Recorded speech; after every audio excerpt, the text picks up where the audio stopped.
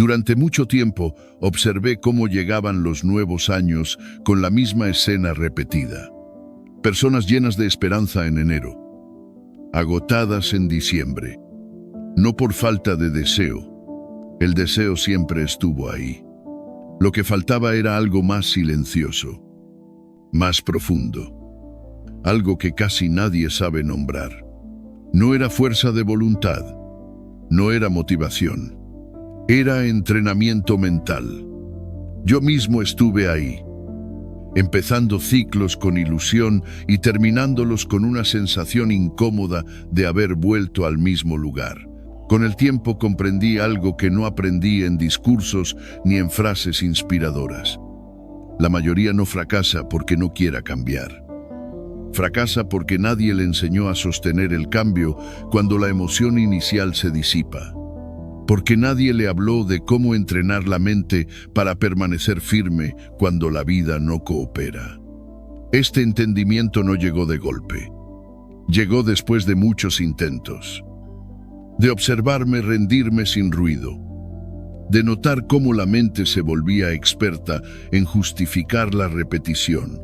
Lo que descubrí fue incómodo al principio.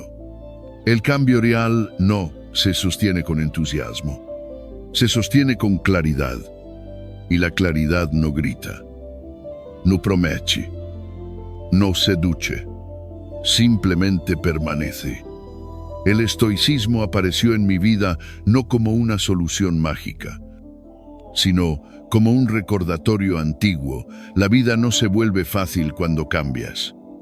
Se vuelve más ordenada por dentro.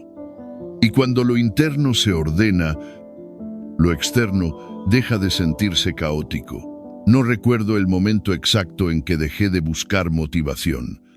Solo sé que llegó un día en que ya no me servía escuchar palabras bonitas. Había pasado por pérdidas, por decepciones, por ese cansancio silencioso que no se va durmiendo. Entendí que no necesitaba sentirme bien para avanzar. Necesitaba una mente capaz de sostenerme cuando no me sentía bien. Eso lo cambia todo. Muchas personas viven con la sensación de que el tiempo avanza más rápido que su vida. Yo también la sentí.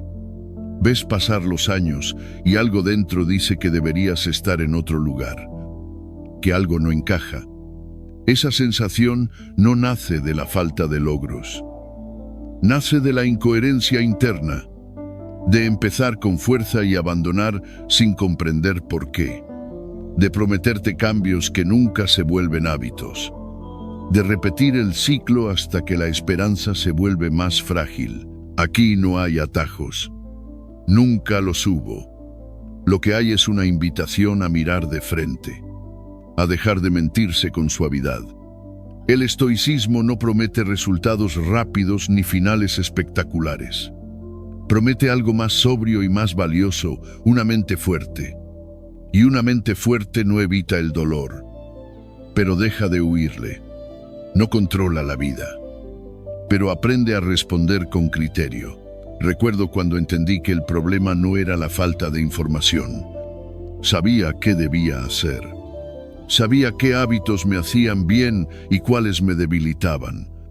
Lo que faltaba era la capacidad de sostener una decisión cuando nadie miraba, cuando no había aplausos, cuando el día era gris. Esa es la diferencia que casi nadie explica. Cambiar no es un evento. Es una postura interior sostenida en el tiempo. Este espacio no nace para empujarte ni para exigirte nada.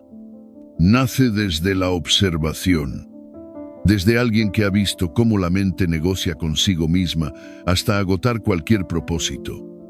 Desde alguien que ya no busca controlar lo que no depende de él.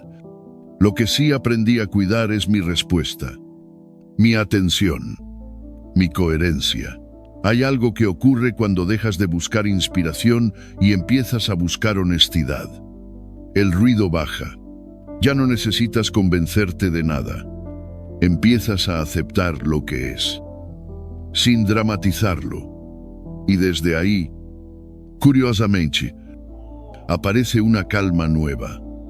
no porque todo esté resuelto, sino porque ya no estás en guerra contigo mismo. Este no es un inicio diseñado para entusiasmarte por unos minutos. Es un comienzo pensado para acompañarte a mirar con claridad. Si alguna vez sentiste que la vida se te escapa mientras intentas corregirla, si estás cansado de empezar de nuevo sin saber cómo sostenerlo, no estás solo. Eso no te hace débil, te hace humano. He aprendido que el primer paso no es prometerse nada grandioso. Es reconocer con serenidad dónde estás, sin insultarte, sin justificarte. Solo ver. Ese acto simple cambia más de lo que parece. Porque cuando dejas de mentirte, la energía deja de dispersarse y algo dentro empieza a ordenarse. El estoicismo habla poco de emociones exaltadas y mucho de dominio interior. No como control rígido, sino como comprensión profunda de los propios límites. Entender qué depende de ti y qué no. Entender que la vida no necesita ser empujada, sino habitada con presencia. Esa comprensión trae alivio. Un alivio silencioso, estable. Tal vez este sea el primer momento en mucho tiempo en el que no necesitas exigirte nada. Solo escuchar. Reconocer que el cambio no llega cuando lo deseas con fuerza, sino cuando estás dispuesto a sostenerlo con calma. Cuando aceptas que no será cómodo, pero sí verdadero. A partir de aquí, todo lo que sigue no busca convencerte, busca acompañarte. No te hablaré desde una posición superior. Te hablo desde el lugar de quien ha atravesado confusión, pérdida y cansancio, y ya no lucha contra eso. Desde quien entendió que la fortaleza no siempre se nota, pero siempre se siente. Si permaneces, no será por promesas. Será porque algo de lo que escuchas resuena sin violencia, porque no te juzga, porque no te apura. Y porque, tal vez, por primera vez en mucho tiempo, sientes que no tienes que demostrar nada para empezar a entender. Durante años confundí querer con decidir. Creía que porque deseaba algo con intensidad, ya estaba en camino. Me repetía que este sería el momento, que ahora sí lo haría distinto. Sí, sin darme cuenta, dejaba siempre una salida abierta. El deseo es así, suave, amable, no exige nada hoy. Vive cómodo en el mañana. Yo lo vi en mí, una y otra vez, hasta que el cansancio de repetir se volvió más pesado que el miedo a cambiar. La diferencia entre desear y decidir no es ruidosa. Nadie la aplaude, pero cuando la ves, ya no puedes dejar de verla. El deseo imagina. La decisión actúa. El deseo conversa consigo mismo. La decisión guarda silencio y avanza. Cuando empecé a observar esta diferencia en mi vida, entendí por qué tantos comienzos terminaban igual. No faltaba intención, faltaba cierre. Decidir no se siente bien al inicio, al menos no para mí. Se siente estrecho, como si el pecho se apretara un poco. Porque decidir implica renunciar. Renunciar a negociar contigo mismo. Renunciar a la excusa futura. Renunciar a esa frase cómoda que dice, veremos cómo me siento. Cuando decidí de verdad, no lo anuncié. No lo escribí para que otros lo vieran. Simplemente cerré la puerta interna por donde siempre escapaba. Ahí ocurrió algo extraño. La mente dejó de debatir. No porque el camino fuera claro, sino porque ya no había alternativas. Entendí entonces que la mente necesita límites para ordenarse. Cuando todo es posible, nada se sostiene. La decisión no le da motivación a la mente. Le da estructura. Y la estructura calma. Durante mucho tiempo pensé que la disciplina dependía del ánimo, que había que sentirse fuerte para actuar con firmeza. La experiencia me mostró lo contrario. La firmeza aparece cuando ya no dependes de cómo te sientes. Cuando actúas incluso con cansancio, no desde la violencia, sino desde la claridad, no empujándote, sino sosteniéndote. Recuerdo bien esa lucha interna. Una parte mía quería avanzar. Otra buscaba comodidad. No era una batalla épica. Era silenciosa, cotidiana. Se daba en decisiones pequeñas. Levantarme cuando no había ganas. Sostener una palabra dada cuando nadie vigilaba. Decir no cuando habría sido más fácil ceder. Ahí se revela si hay deseo o decisión. El deseo siempre encuentra razones. La decisión no necesita justificarse. No dice haré esto si, dice esto se hace, y no con dureza, sino con serenidad. Cuando entendí esto, algo cambió en la forma en que me relacionaba conmigo mismo. Dejé de tratarme como alguien a quien convencer y empecé a tratarme como alguien a quien respetar. Aceptar la incomodidad fue parte del proceso, no como castigo, sino como señal. El cuerpo protesta cuando algo cambia. La mente duda cuando pierde sus hábitos. Eso no significa que estés equivocado. Significa que estás atravesando terreno nuevo. Antes huía de esa sensación. Ahora la reconozco. No la dramatizo. La dejo estar. Aprendí también que decidir no es hacerlo perfecto. Es hacerlo constante. No se trata de grandes gestos, sino de coherencia diaria. De actuar con sobriedad cuando nadie mira. De respetarte incluso cuando sería más fácil traicionarte. Esa coherencia crea algo que no había antes: confianza interna. No una confianza eufórica, sino tranquila. Sabes que puedes contar contigo. Los estoicos hablaban poco de entusiasmo y mucho de dominio interior. Marco Aurelio se recordaba que no bastaba con pensar en el bien. Había que vivirlo. Epicteto decía que la libertad empieza cuando dejas de negociar con tus excusas. Séneca advertía que la indecisión prolongada desgasta más que el esfuerzo decidido. Yo no entendí esas frases al leerlas. Las entendí viviéndolas. Cuando una decisión es clara, la vida no se vuelve fácil, se vuelve menos confusa. La energía que antes se perdía en dudar se dirige a actuar. Pensamiento, emoción y acción empiezan a caminar en la misma dirección. Y esa alineación trae una calma nueva. No porque todo funcione, sino porque ya no estás dividido por dentro. Hubo un momento en que dejé de preguntarme qué quería mejorar y empecé a preguntarme qué estaba dispuesto a decidir sin condiciones. La pregunta cambia todo. Te obliga a mirar con honestidad, a dejar de prometer y empezar a asumir, a entender que la vida responde distinto cuando percibe firmeza. No porque se vuelva benévola, sino porque deja de ser ambigua. Decidir es un acto silencioso de respeto propio. No necesita testigos. No exige entusiasmo constante. Se sostiene incluso en días grises, porque no nace del impulso, sino de la claridad. Y la claridad, cuando llega, no empuja, simplemente ordena. Si algo aprendí, es que no necesitas prometerte grandes transformaciones.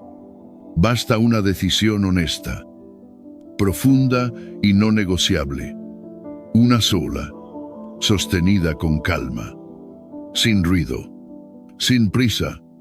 Cuando eso ocurre, algo interno se acomoda, y sin forzarlo, el camino empieza a abrirse. Hubo un tiempo en que caminaba hacia adelante con la mirada fija en lo que había quedado atrás. No era evidente. Desde fuera parecía que seguía con mi vida. Trabajaba, hablaba, cumplía, pero por dentro, muchas decisiones estaban condicionadas por escenas antiguas, errores que volvía a revisar, palabras que no dije, momentos que creía haber arruinado para siempre. El pasado no me gritaba, me susurraba, y ese susurro constante cansaba más que cualquier problema presente. Tardé en entender que gran parte del agotamiento mental no venía de lo que estaba ocurriendo, sino de lo que ya había ocurrido. La mente es insistente cuando cree que revisar una historia una vez más puede cambiar su final. Yo también caí en esa trampa. Me castigaba con la idea de que debería haber sabido más, haber sido más firme, más valiente, más consciente. Esa autocrítica parecía responsabilidad.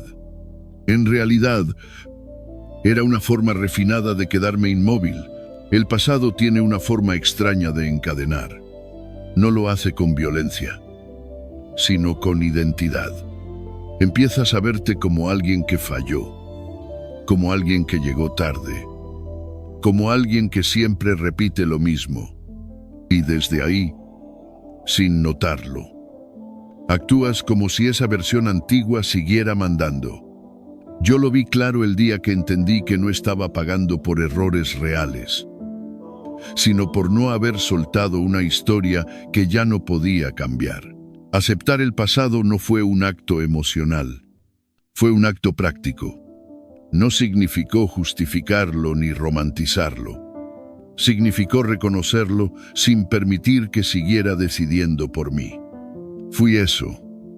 Sí, pero no soy solo eso. Hay una diferencia profunda entre reconocer lo vivido y convertirlo en condena. Cuando esa diferencia se hace clara, algo se aligera. Los estoicos hablaban de esto con una lucidez que solo se entiende cuando se vive. Marco Aurelio recordaba que cargar con lo que no puede cambiarse es perder el presente. Epicteto enseñaba que la libertad comienza cuando dejas de luchar con lo irreversible. Séneca advertía que vivir anclado al ayer es desperdiciar la fuerza del hoy. No eran frases para consolar. Eran observaciones precisas de la mente humana. El pasado pertenece a lo que ya no depende de ti. Insistir en él no lo vuelve más justo ni más comprensible. Solo drena energía. Y esa energía es la misma que necesitas para actuar ahora. Comprender esto no borra el dolor, pero le quita el peso innecesario. Dejas de usar el recuerdo como castigo y empiezas a usar el presente como punto de partida. El presente es humilde. No tiene la épica del futuro ni el dramatismo del pasado. Es pequeño, a veces aburrido, a veces incómodo, pero es el único lugar donde algo todavía obedece. Un acto consciente hoy vale más que 1000 arrepentimientos bien pensados. Lo aprendí cuando dejé de esperar sentirme distinto para actuar distinto. En la vida cotidiana esto se manifiesta de formas simples. Alguien que abandonó hábitos durante años puede retomarlos sin dramatizar. No necesita prometer perfección. Basta con hacer hoy lo que antes no hacía. Alguien que se equivocó en relaciones puede aprender sin quedarse atrapado en la culpa. Alguien que postergó su crecimiento puede comenzar sin explicaciones. El presente no exige coherencia con el pasado, exige honestidad. Cuando solté la necesidad de explicarme constantemente quién había sido, apareció algo nuevo. La mente dejó de girar en círculos. Empezó a mirar al frente, no con entusiasmo exagerado, sino con claridad tranquila. Esa claridad no empuja, simplemente permite avanzar sin cargar una mochila que ya no tenía sentido llevar. Aceptar quién fui no significó quedarme ahí. Significó reconocer que esa versión cumplió su función. Me trajo hasta aquí, pero ya no dirige. Cada día ofrece la posibilidad de actuar desde un lugar distinto. No necesitas borrar tu historia. Basta con no permitir que siga escribiendo por ti. Entendí también que el pasado no se suelta de una vez. Se suelta cada día, en decisiones pequeñas. Cada vez que eliges actuar desde lo que sabes ahora, no desde lo que temes repetir. Cada vez que respondes con conciencia, en lugar de reaccionar desde viejas heridas, ese acto repetido transforma más que cualquier promesa solemne. Este año, como cualquier otro, no necesita declaraciones dramáticas. Necesita presencia. Necesita que uses el día de hoy con intención. Un gesto consciente. Una decisión sobria. Una acción alineada. Eso repetido. Sin culpa. Sin prisa. Borra años de estancamiento interno. Cuando el presente se usa con claridad, el pasado deja de pesar. No desaparece.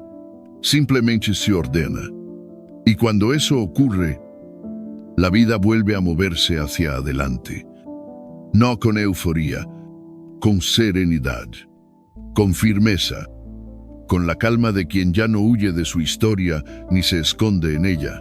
Durante mucho tiempo creí que avanzar era moverse, hacer algo, cualquier cosa, para no quedarse quieto. Más tarde entendí que uno puede moverse mucho y no avanzar nada. La vida seguía pasando. Los días se llenaban de actividad, pero algo dentro permanecía borroso. No sabía con claridad qué estaba construyendo ni por qué ciertos patrones se repetían. No era mala intención, era falta de observación. Aquello que no se mira termina perdiéndose, no porque desaparezca, sino porque se vuelve inconsciente. Yo también caí en ese punto. Creía estar esforzándome cuando en realidad solo repetía. Creía avanzar cuando improvisaba. Creía ser coherente cuando actuaba por inercia. La mente es hábil para contar historias cómodas, especialmente cuando nadie la observa de cerca. Observarse no es vigilarse con dureza. Tampoco es vivir bajo un juicio constante. Es algo más sobrio. Es mirarse con honestidad. Cuando empecé a hacerlo, no fue agradable. Descubrí cuántas veces postergaba sin decirlo. Cuántas decisiones tomaba desde el cansancio y luego justificaba. Cuántos días vivía en piloto automático creyendo que estaba eligiendo. Durante un tiempo evité esa mirada. Temía lo que pudiera encontrar. Pensaba que mirarme con atención me haría sentir peor. La experiencia me mostró lo contrario. No mirar no protege, debilita. La falta de observación no elimina los errores, los repite. En cambio, cuando miras con serenidad, sin insultarte ni justificarte, recuperas poder. Algo se ordena cuando ves con claridad. La niebla se disipa. Ya no necesitas contarte historias. Empiezas a ver patrones reales. Y esa verdad, aunque a veces incomode, siempre libera. No porque te exija perfección, sino porque te devuelve información. Y la información bien usada cambia conductas. Los estoicos comprendieron esto con una lucidez que sigue vigente. Marco Aurelio escribía para observar su carácter sin maquillaje. Epicteto enseñaba que quien no se examina vive esclavo de sus impulsos. Séneca veía en la revisión diaria un acto de libertad, no de culpa. Para ellos, mirarse era entrenar el alma, no castigarla. En la vida cotidiana, esta observación transforma lo simple. Cuando miras cómo usas tu tiempo, descubres fugas invisibles, no horas dramáticamente perdidas, sino pequeños descuidos repetidos. Cuando observas cómo reaccionas ante la frustración, notas que muchas respuestas no son inevitables, son automáticas. Y lo automático puede modificarse.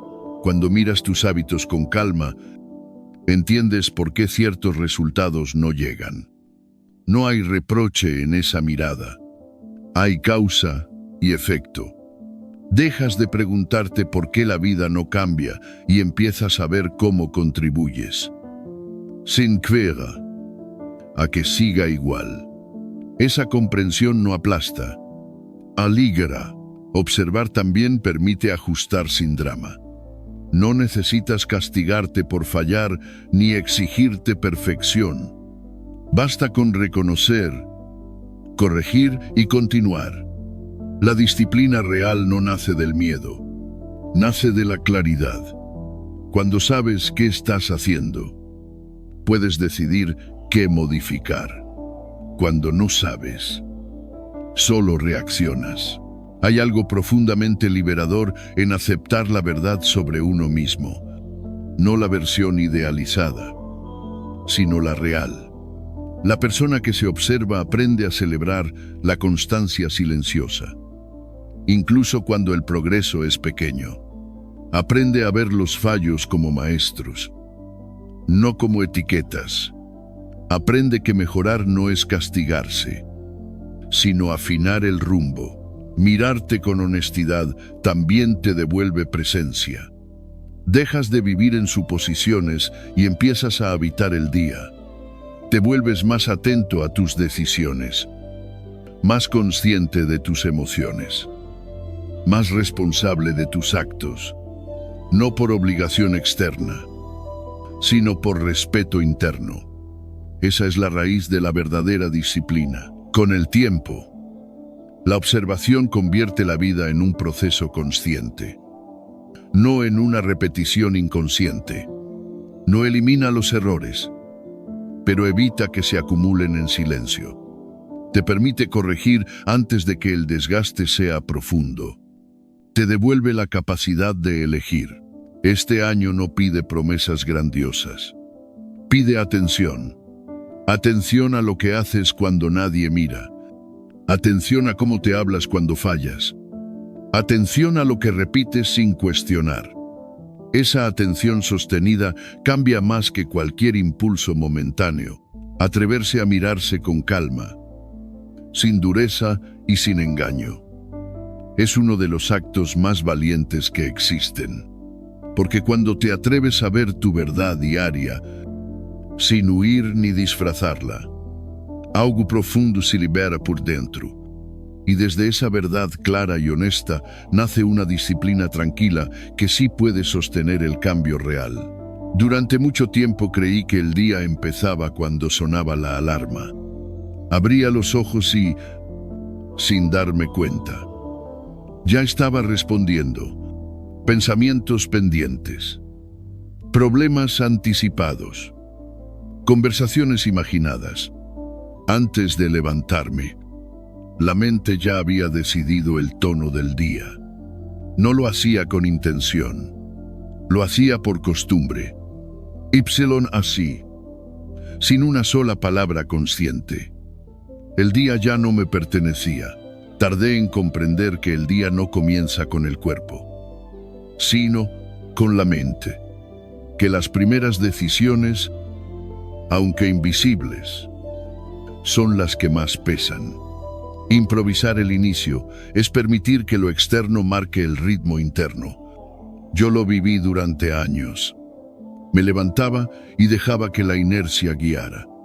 Después me preguntaba por qué todo parecía pesado, urgente, reactivo. Existe otra forma, no espectacular, no mágica, silenciosa. Dirigir el día desde la primera decisión mental. No como una afirmación ingenua, sino como una postura interior. Cuando empecé a hacerlo, no cambió lo que ocurría afuera, cambió cómo lo atravesaba al despertar. Declaraba con calma cómo quería responder, no qué quería controlar. Decir internamente que habría claridad, que respondería con templanza, que estaría atento, no como promesa exagerada, sino como recordatorio. Esa intención no evita los desafíos, cambia la forma en que los recibes. Es una expectativa activa, parecida a la de quien camina atento, no a la de quien espera milagros. Antes de esto, empezaba los días sin dirección. Todo me sorprendía, todo parecía urgente. Cualquier contratiempo me desbordaba. Cuando comencé a definir el tono interno antes de exponerte al ruido, algo se estabilizó. La atención dejó de dispersarse con facilidad. Ya no buscaba problemas, buscaba respuesta. Los estoicos hablaban de esta práctica con sobriedad. Marco Aurelio se preparaba cada mañana para actuar con virtud sin dejarse arrastrar. Epicteto enseñaba que lo primero es gobernar la mente antes de enfrentar los hechos. Séneca recordaba que quien inicia el día sin orden interno lo pierde antes del mediodía. No era optimismo, era gobierno personal. En la experiencia humana, esto se siente con claridad. Cuando despiertas esperando problemas, los encuentras. Cuando despiertas esperando aprender, todo enseña. La expectativa funciona como un lente. No cambia la realidad. Cambia lo que ves de ella. Una reunión difícil se vuelve un entrenamiento de calma. Un contratiempo se convierte en una prueba de paciencia. Dirigir el día no significa negar emociones. Significa decidir qué hacer con ellas. Si aparece el cansancio, no te rindes mentalmente. Si surge la frustración, no te desbordas. Recuerdas la intención inicial. La reafirmas. Esa repetición silenciosa es disciplina emocional. No se nota desde fuera, pero transforma todo por dentro. Aprendí que muchas personas esperan sentirse bien para actuar bien. El enfoque estoico es inverso. Actúas con intención y como consecuencia te sientes más estable. La expectativa positiva no es pasividad, es preparación. Es decirte que estarás atento, que no entregarás tu paz al primer estímulo externo. A lo largo del día, esa actitud se pone a prueba. Aparecen comentarios incómodos, retrasos, errores. Ahí se revela si la intención era real o solo una frase bonita. Cada vez que eliges observar en lugar de reaccionar, refuerzas esa decisión inicial. Cada vez que respondes con criterio, te entrenas. Con el tiempo, algo cambia. La energía se vuelve más estable. El enfoque deja de dispersarse. No porque la vida se vuelva sencilla, sino porque ya no te sientes a la deriva. Has tomado el timón, y ese gesto genera una calma profunda, silenciosa, poderosa. Este año no te pide que controles todo lo que ocurre. Te pide que cuides cómo empiezas. Que no entregues tus primeras horas al ruido ni a la preocupación automática. Que declares con serenidad que el día tendrá sentido. Aprendizaje y dirección. No como exigencia al mundo, sino como postura interior. Cuando defines el inicio, el resto se ordena con mayor facilidad. No controlas el desenlace, pero influyes profundamente en cómo lo atraviesas. Y esa influencia, ejercida cada mañana, construye disciplina, claridad y una serenidad que ya no depende de las circunstancias. Durante mucho tiempo creí que esperar lo peor era una forma de protección. Pensaba que, si me adelantaba a la decepción, el golpe dolería menos. No lo razonaba así, pero lo vivía así. Caminaba con los hombros un poco tensos, con la atención siempre alerta, como quien no quiere volver a ser sorprendido. Después entendí, algo difícil de aceptar, no estaba siendo prudente. Estaba viviendo a la defensiva. Nadie empieza esperando lo peor sin motivo. En mi caso, fue después de algunas pérdidas que no vi venir. Relaciones que se rompieron cuando creía que eran firmes. Esfuerzos que no dieron el resultado esperado. La mente aprendió una lección torpe, pero comprensible si esperas lo malo. No te sorprenderá. El problema es que esa estrategia, sostenida en el tiempo, se convierte en una prisión silenciosa. Lo que se espera con insistencia se normaliza. Y lo que se normaliza se repite. No porque el mundo conspire, sino porque la expectativa condiciona la atención, el tono, la conducta. Cuando alguien espera ser herido, se protege antes de tiempo. Cuando espera ser ignorado, se vuelve distante. Cuando espera fracasar, reduce el esfuerzo sin notarlo. Así, poco a poco, la mente crea las condiciones exactas para confirmar su propia sospecha. Yo lo vi en mí. Entraba a situaciones ya preparado para el conflicto. Escuchaba buscando señales de rechazo. Respondía con cautela excesiva. Y luego, cuando algo no salía bien, me decía que tenía razón. No veía que yo mismo había llegado cerrado. No era consciente de cuánto poder tenía esa expectativa silenciosa. Cambiar esto no fue fácil. Esperar algo distinto asusta más de lo que parece. Porque si esperas algo bueno y no ocurre, duele. En cambio, si nunca esperas nada bueno, el dolor se vuelve familiar, manejable, aunque la vida se vuelva gris. Ahí entendí que el pesimismo constante no es realismo, es una forma refinada de miedo. Desde la mirada estoica, la serenidad no nace de esperar lo peor, sino de estar preparado para responder con criterio. Marco Aurelio advertía contra anticipar males innecesarios. Epicteto enseñaba que sufrir antes de tiempo es una forma de esclavitud mental. Séneca decía que quien vive esperando desgracias las experimenta incluso cuando no llegan. No hablaban de ingenuidad, hablaban de sobriedad. Empecé a observar mis patrones. Me di cuenta de cuántas veces repetía escenarios parecidos. Conversaciones donde siempre terminaba a la defensiva. Espacios donde no me sentía valorado. No era casualidad. Antes de cada situación había un guión interno que decía: sin palabras, esto acabará mal. Y mi conducta seguía ese guión con una precisión inquietante. Cambiar la expectativa no significó negar la realidad ni cerrar los ojos a los riesgos. Significó abrir espacio a otra posibilidad. Entrar a una situación esperando claridad en lugar de conflicto. Aprendizaje en lugar de derrota. Esa pequeña modificación interna cambió mi postura, mi tono, mi forma de escuchar. Cambió la energía con la que me presentaba ante la vida. Al principio, la mente vieja protestó. Recordaba experiencias pasadas. Exageraba peligros.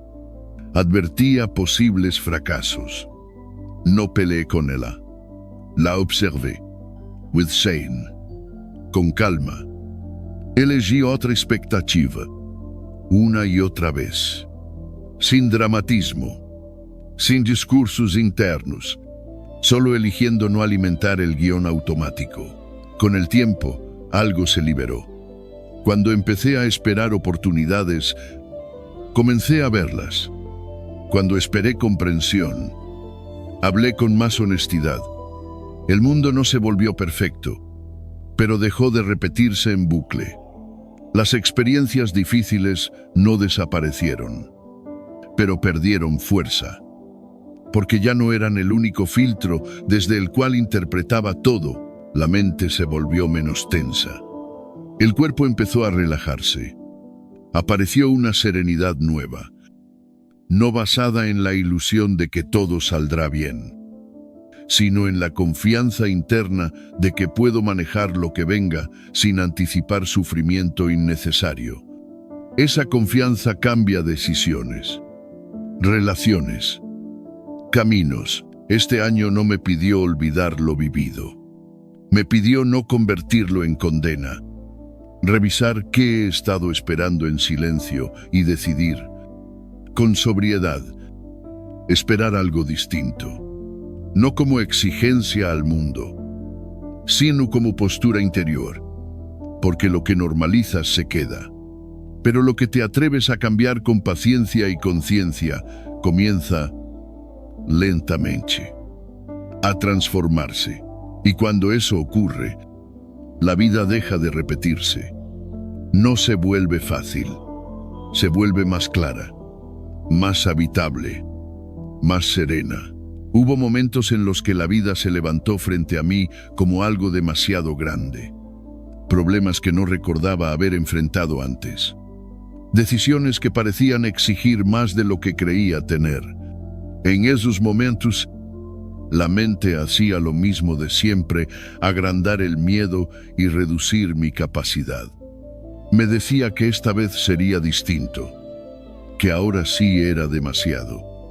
Y casi nunca miraba hacia atrás. Con el tiempo entendí que ahí estaba una de mis fuentes más profundas de fuerza. No en imaginar un futuro ideal, sino en recordar un pasado difícil que no me destruyó. He atravesado etapas donde pensé que no podría continuar. Pérdidas que parecían definitivas. Fracasos que dejaron marca. Momentos de confusión donde no había claridad ni apoyo. Y aún así, continué. No fue por suerte. Fue por algo que en ese momento no supe nombrar. Una fortaleza silenciosa que apareció cuando no había alternativa. Recordarla no es orgullo, es realismo.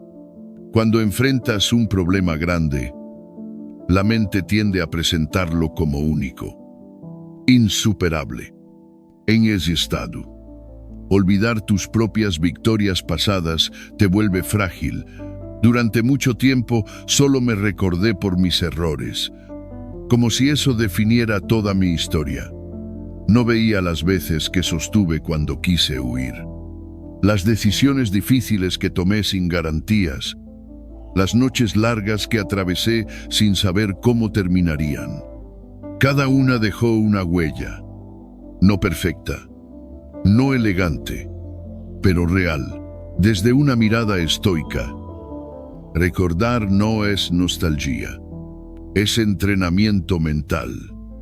Marco Aurelio se traía a la conciencia pruebas ya vividas para no temer a las nuevas. Epicteto enseñaba que quien reconoce su fortaleza interior no se paraliza ante lo incierto.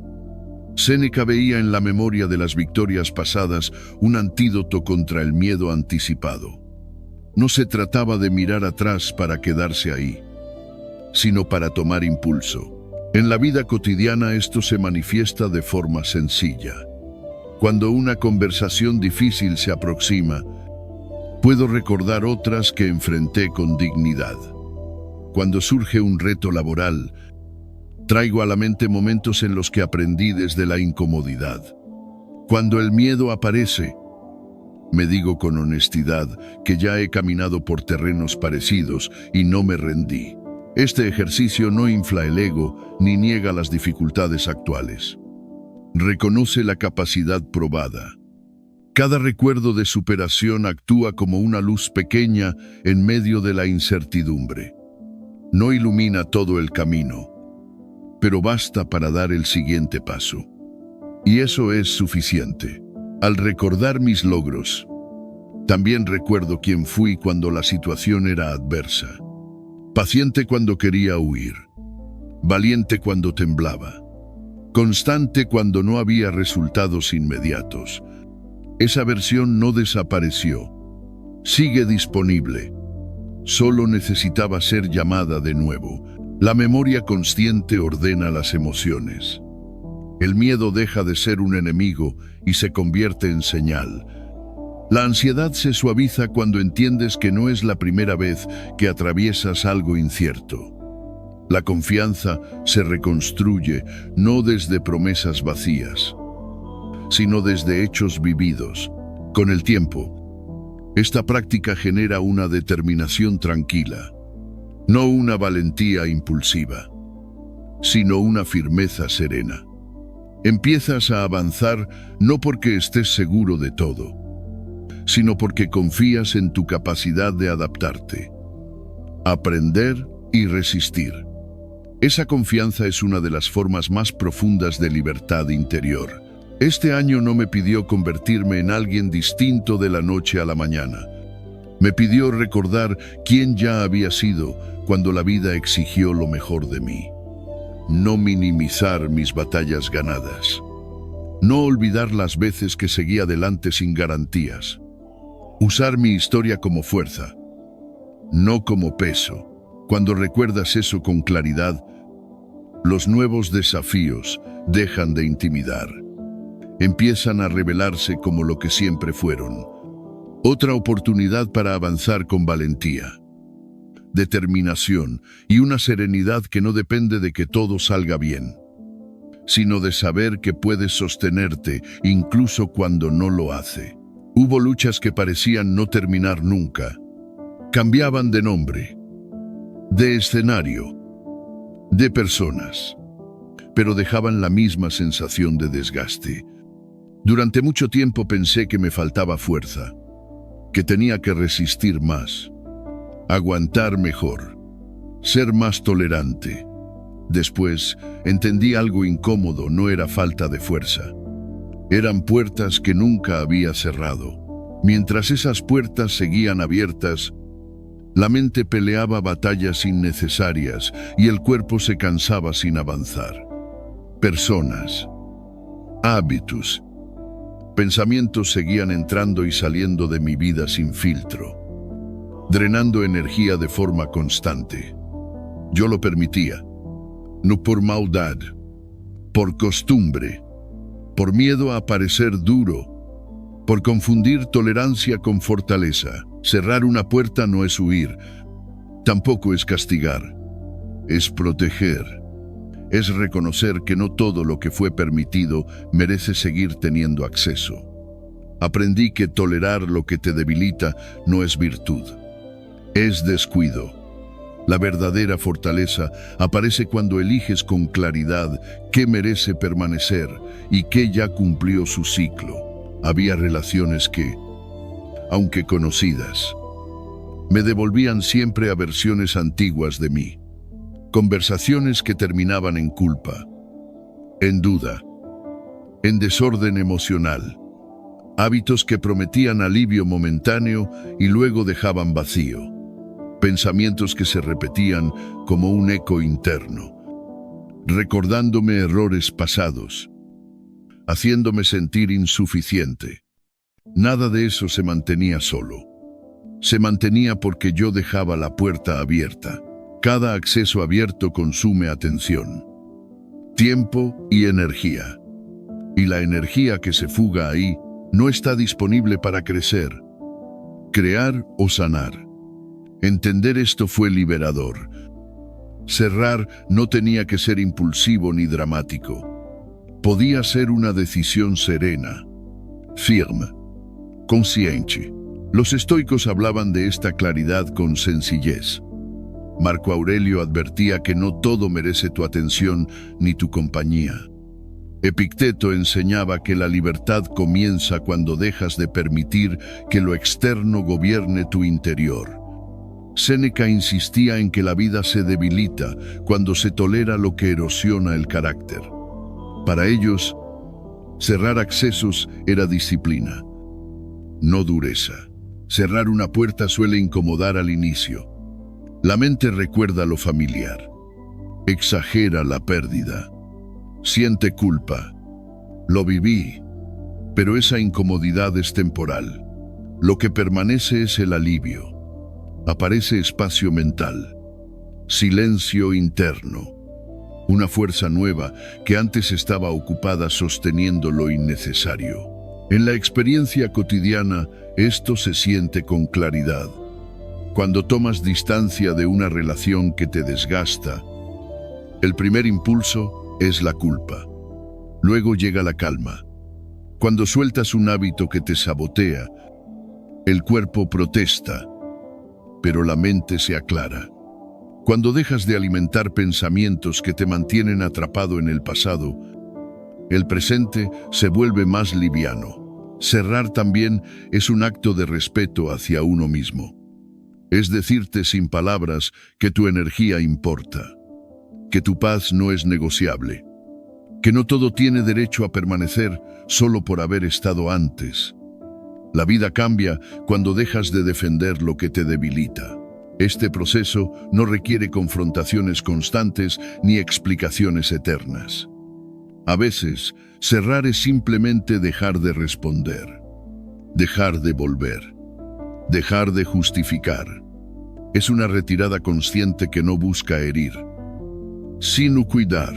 A medida que las puertas equivocadas se cierran, algo se fortalece dentro. La mente deja de estar en guardia. El cuerpo se relaja. La atención se concentra. La libertad aparece de forma progresiva, silenciosa, firme.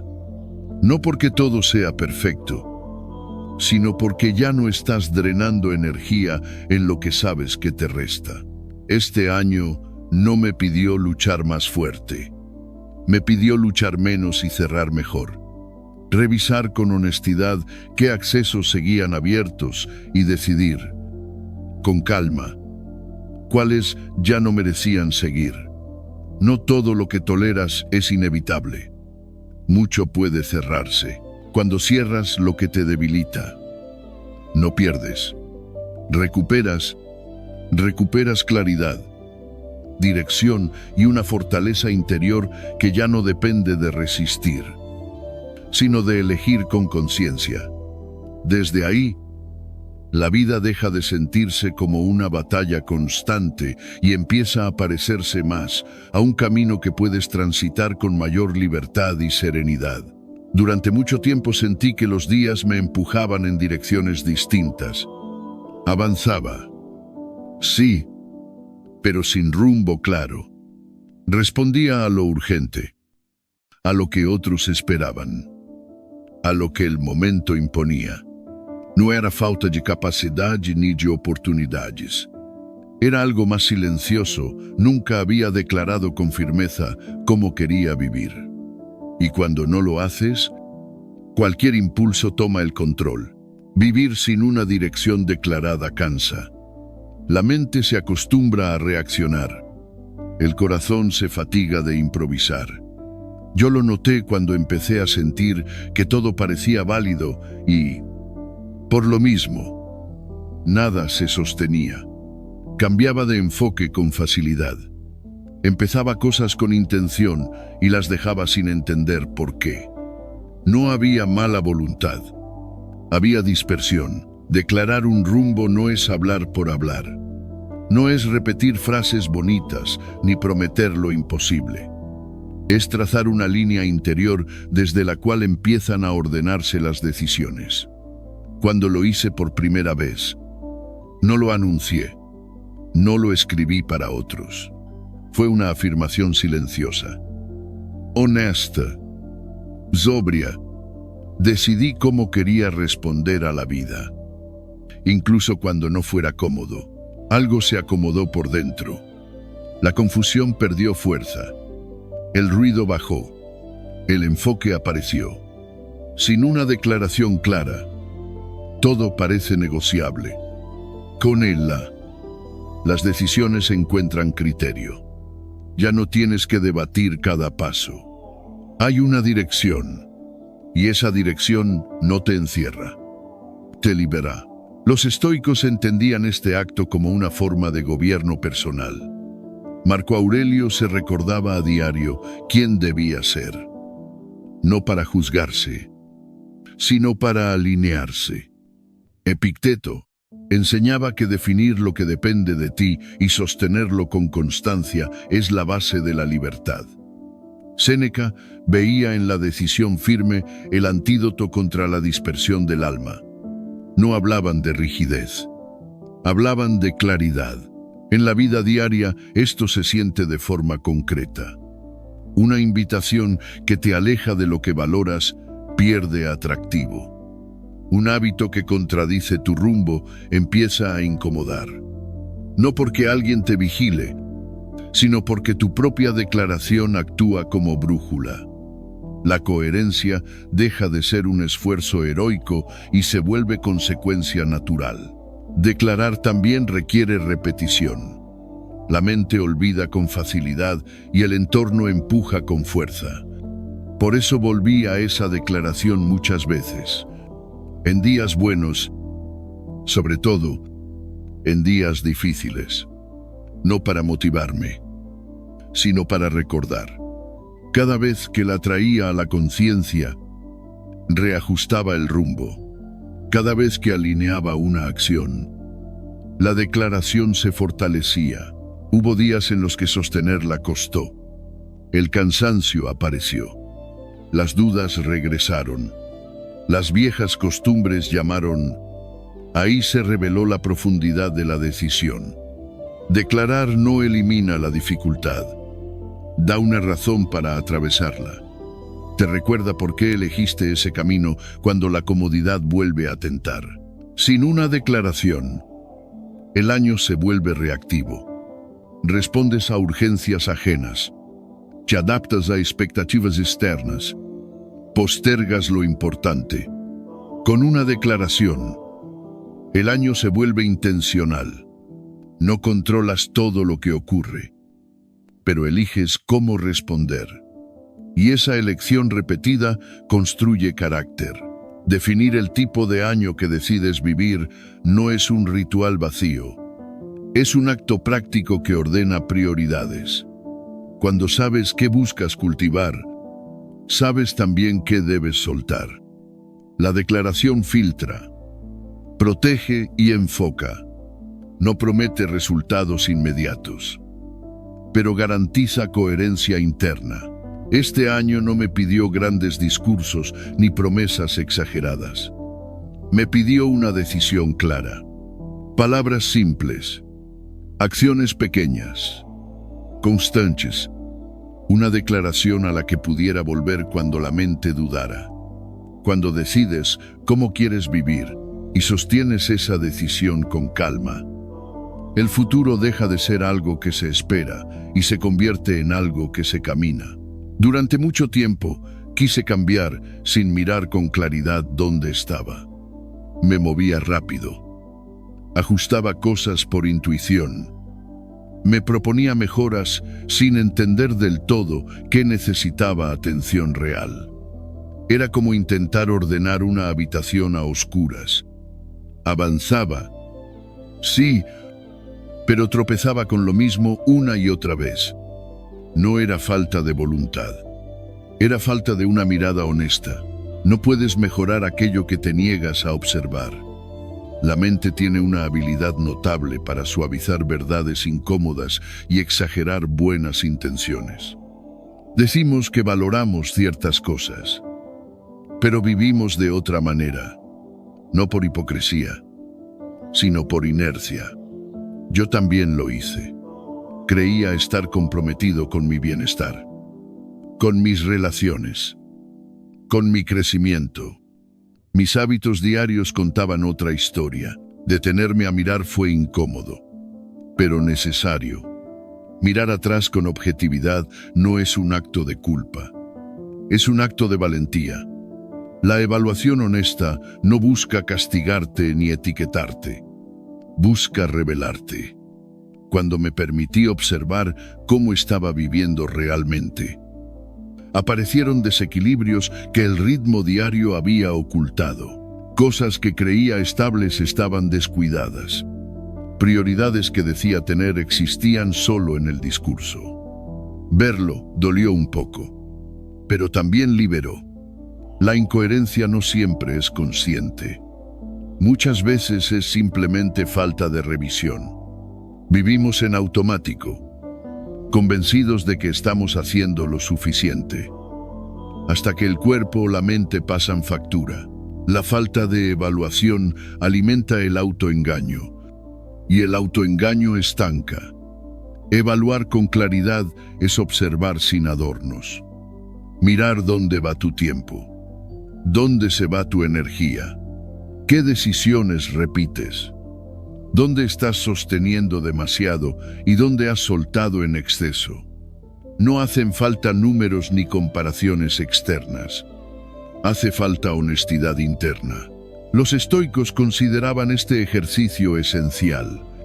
Marco Aurelio se examinaba para alinear su conducta con sus valores.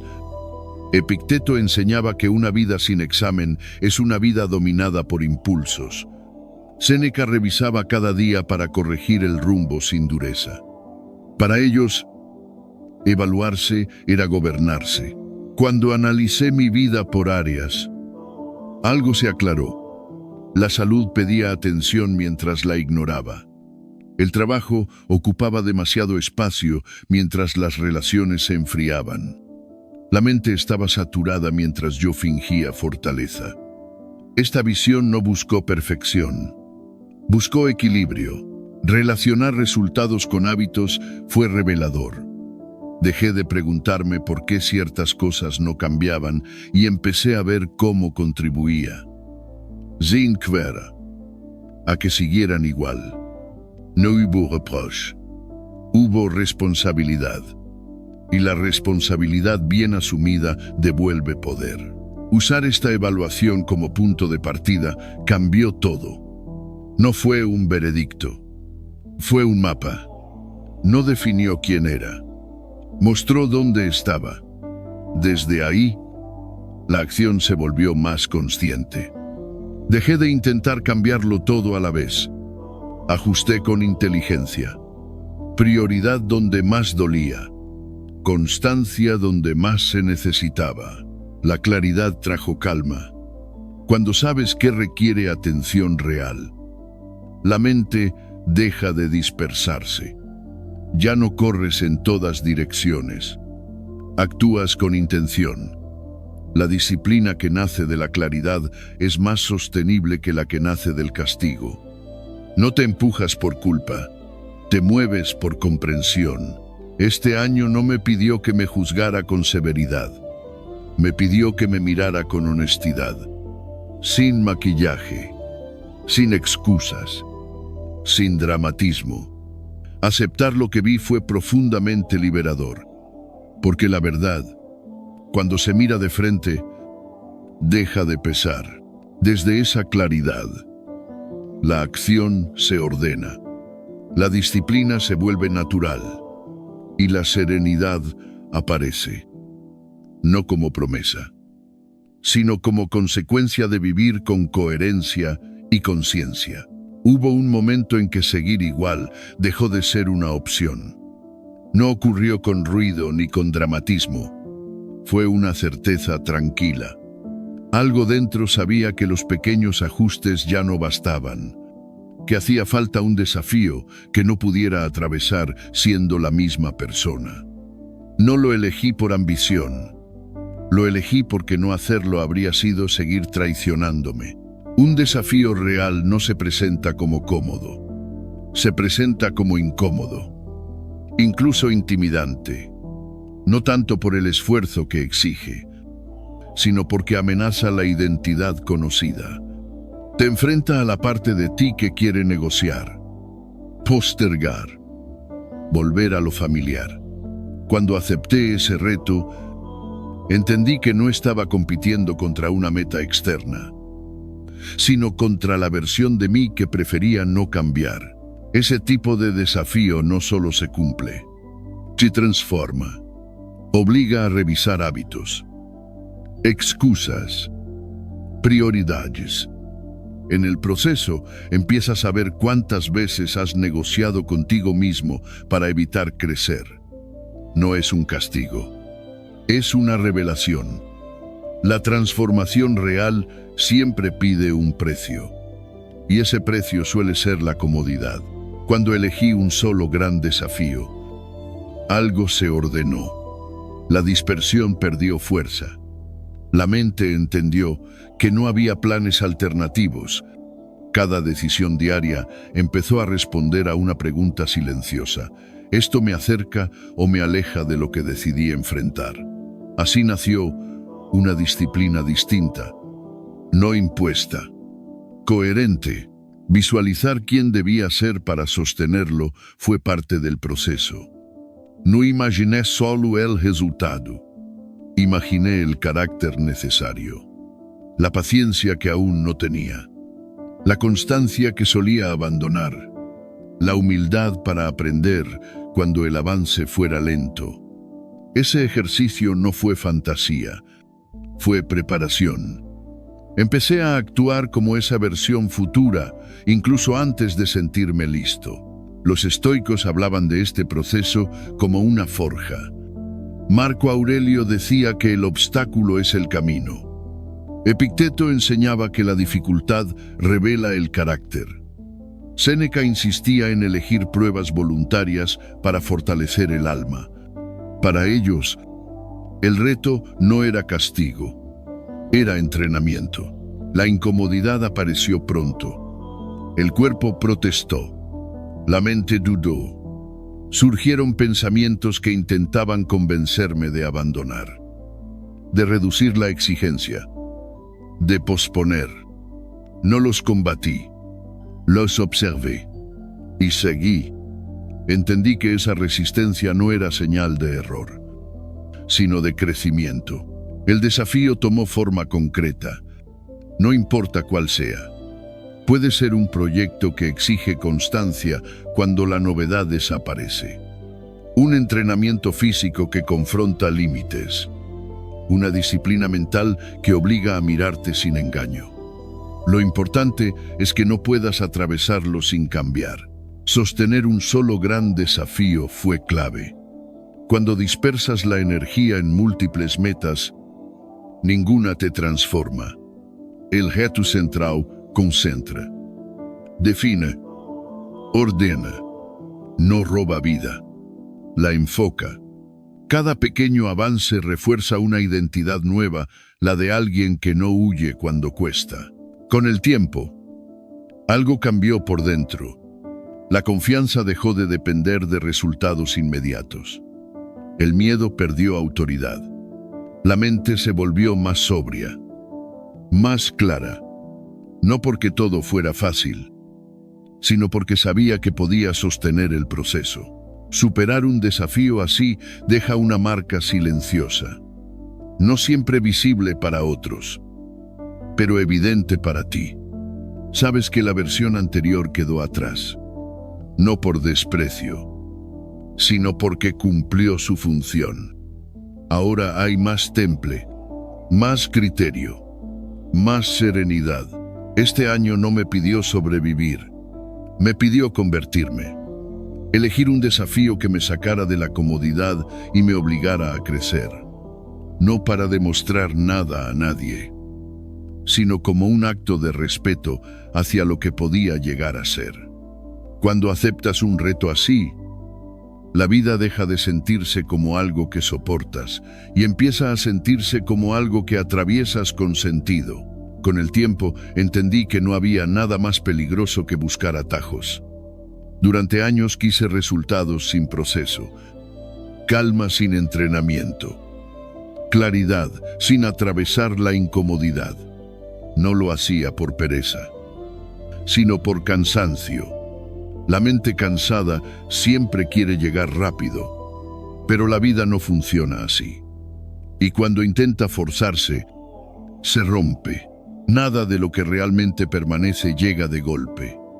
Llega en silencio, con acciones pequeñas, repetidas cuando nadie mira. La constancia no seduce, no emociona, no promete, simplemente trabaja. Y por eso transforma. Aprendí que avanzar cuando no hay señales visibles de progreso es uno de los entrenamientos más profundos que existen. Ahí no te sostiene la motivación, Te sostiene la decisión. Los estoicos nunca hablaron de milagros. Hablaron de práctica. Marco Aurelio hacía lo que correspondía incluso sin ganas. Epicteto recordaba que el dominio interior se forja con repetición, no con impulsos. Séneca advertía que la prisa debilita el carácter. Yo no entendí esto leyendo. Lo entendí viviendo los días neutros. Los días donde no pasa nada extraordinario y aún así eliges seguir. También comprendí algo que antes evitaba: las emociones no atendidas no desaparecen. Se acumulan, se esconden, salen por otros lados. Irritabilidad, cansancio, reacciones desproporcionadas. Vacío. No era debilidad, era falta de espacio para sentir. Aprendí a detenerme, a escuchar, no para quedarme atrapado en lo que siento, sino para entenderlo y dejarlo pasar. Sentir no es perder el control, es recuperar información. Las emociones son señales. Cuando se las escucha a tiempo, orientan. Cuando se las ignora, gobiernan desde la sombra. Dedicarse tiempo para procesar lo que duele no es un lujo, es mantenimiento. Como el descanso para el cuerpo, como el silencio para la mente. Y hablando de cuerpo, hubo un punto en que entendí algo fundamental: sin salud nada se sostiene.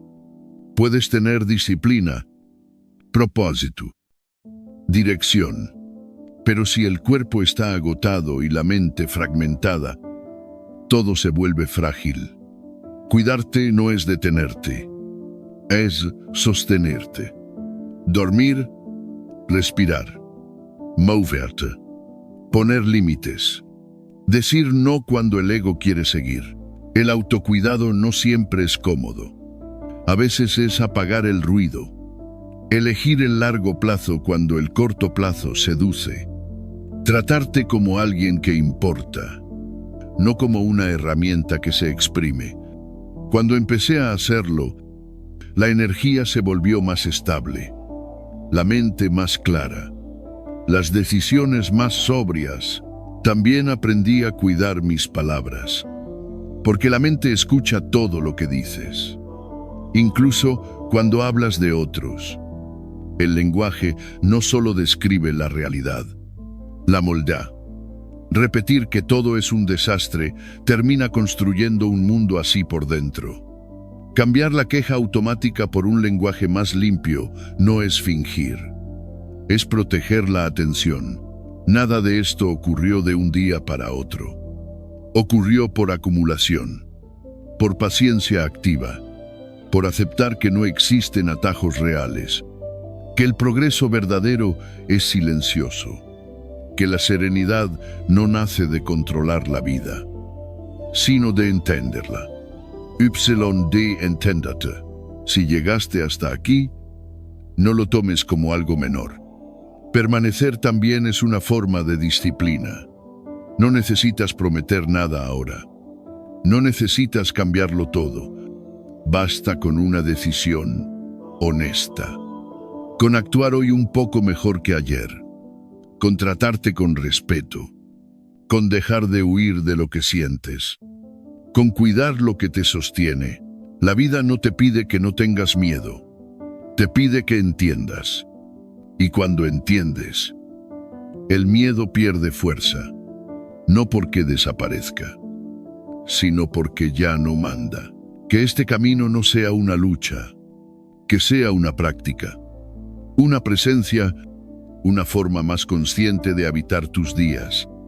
Sin prisa, sin ruido, con firmeza tranquila.